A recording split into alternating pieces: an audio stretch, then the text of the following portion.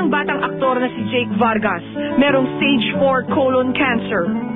Sa likod ng maamong mukha ng 17-year-old heartthrob na araw-araw sinusubaybayan sa GMA dramang First Time, sinong mag-aakala na pasan-pasan ito ang malubhang karamdaman ng ina? Kinamusta kamakailan ng Showbiz Central ang batang aktor sa kasalukuyang kalagayan ng ina na simula pa noong taong 2004 ay nilalabanan na ang sakit. Okay naman po siya ngayon kasi yung cancer hindi man nawawala, di ba, mabalik pa rin. Tapos yun, chemo pa siya ng chemo. Tapos may unti ulit mo tubo na maliit pero naagapan naman. Malakas naman po siya ngayon. Nagpapasalamat po sa taas dahil binibigyan pa siya ng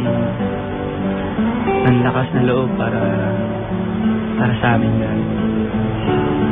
Bagamat ligtas ang ina ngayon, walang kasiguruhan ang kanyang kalagayan.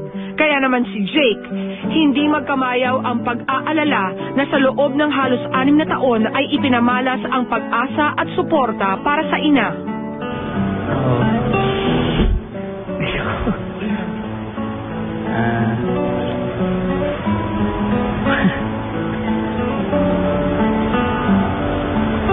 Sige.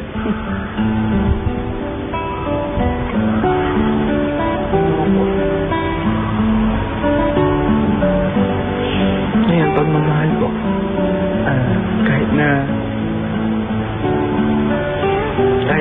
mahirap na siya, okay mo po.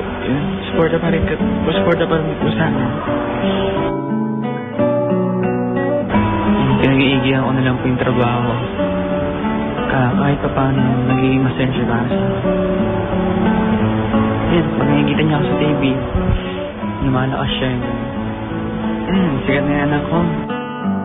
Katuwang ni Jake sa patuloy na pagpapagamot sa kanyang ina ang tatay-tatayan nito sa showbiz at talent manager na si Kuya Germs, na nakausap ng Showbiz Central habang nasa kauna-unahan nitong celebrity golf tournament kamakailan.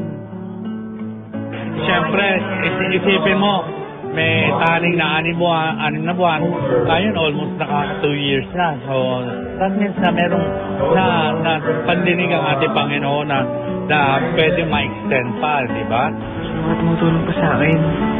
Maraming salamat sa inyo. Lalo na yung tatay-tatayan ko sa showbiz ni Kuya Germs. Pangarap ko si Mama papunta sa madala ko siya sa ibang bansa. Pasensya kung minsan napapasama ako ng loob niyo.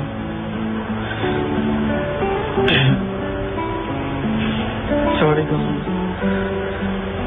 yung mga nangyayari na pangit na ginawa ko. Sorry. Mahal na mahal ko po kayo.